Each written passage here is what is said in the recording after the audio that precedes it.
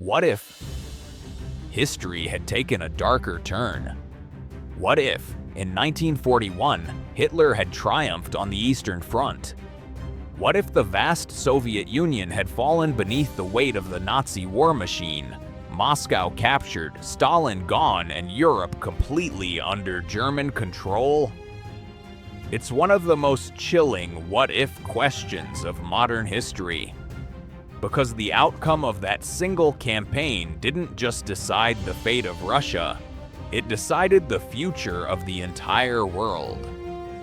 In this episode, we'll explore what might have happened if Hitler had conquered Russia, how the Allies could have responded, how the war and the world might have changed forever. Operation Barbarossa began on June 22, 1941, the largest invasion in human history. 3 million German soldiers, supported by thousands of tanks and aircraft, crossed the Soviet border at dawn. Their goal was simple: annihilate the Soviet Union before winter. At first, it worked. Soviet defenses collapsed, and cities like Minsk, Smolensk, and Kiev fell in weeks. But in reality, logistics failed, and the German army froze before Moscow. Now imagine if that hadn't happened. In this alternate history, Hitler listens to his generals. He allows them to push straight toward Moscow instead of diverting south. The supply trains arrive in time, the rains are delayed, and the Wehrmacht reaches the capital before the snow. By late November 1941, German tanks roll through the streets of Moscow. Stalin flees east. The Soviet government fractures. Millions of soldiers surrender or are cut off in chaos. For Hitler, this is the ultimate victory, the destruction of his greatest enemy. The red banner of communism is torn down, and the swastika rises over the Kremlin. With Moscow in German hands, the Soviet Union splinters. Ukraine becomes a puppet state, feeding grain to the Reich.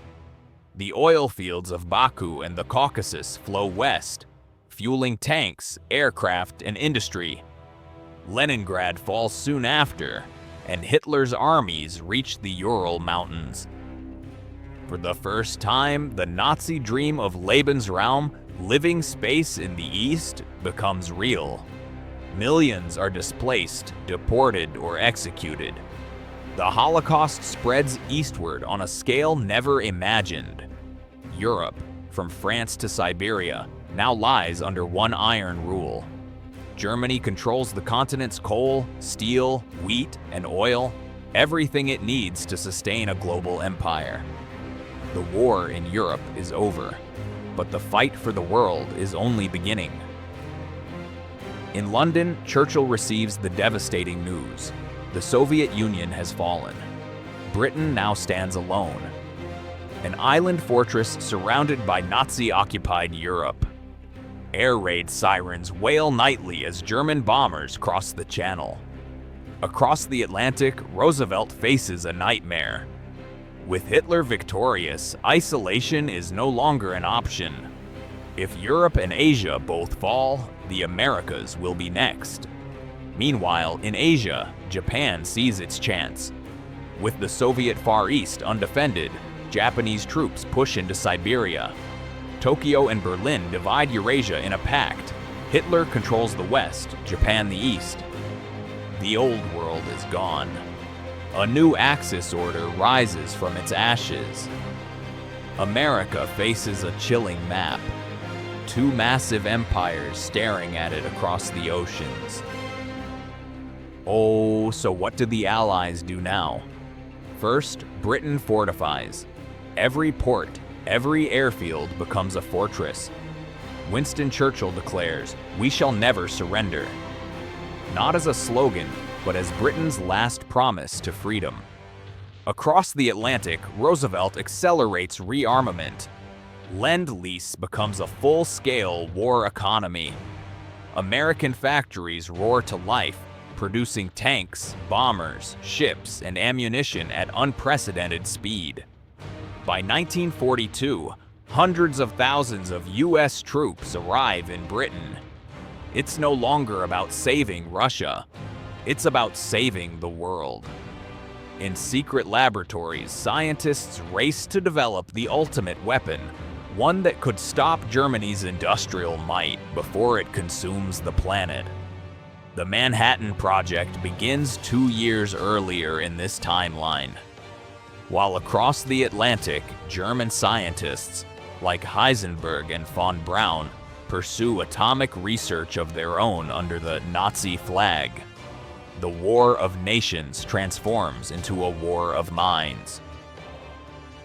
In Europe, Hitler's empire expands into every aspect of life. German settlers move east, building model Aryan towns across conquered lands. Slavic populations are enslaved, their cultures erased, their histories rewritten. The Gestapo governs through fear. Entire villages vanish overnight.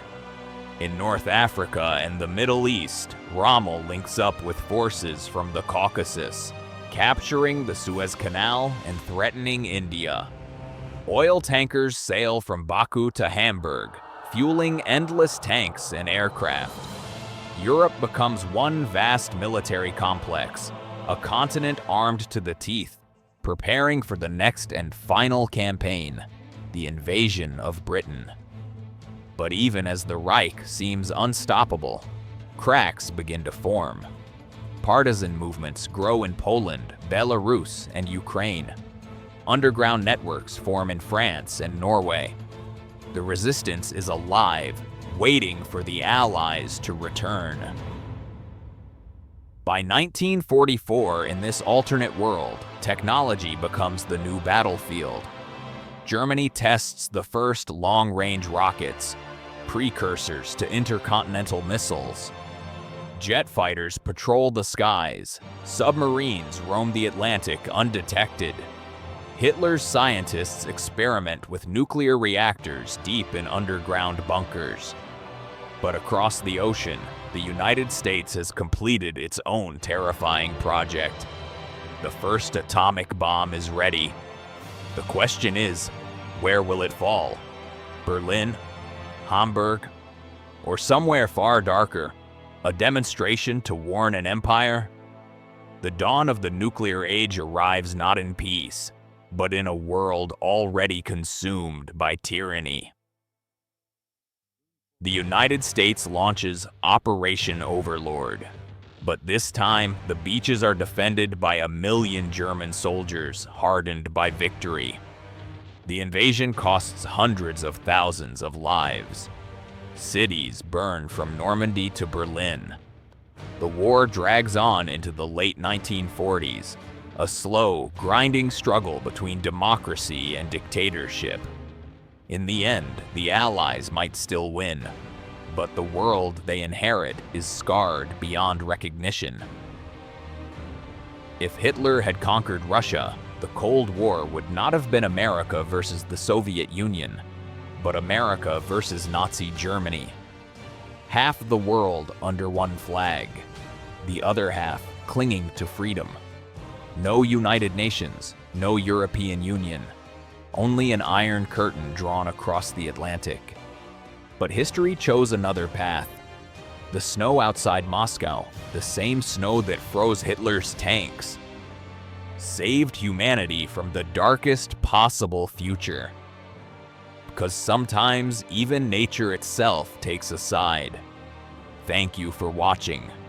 If you enjoy exploring history's turning points, subscribe for more. And remember, history isn't just what happened, it's also what could have happened.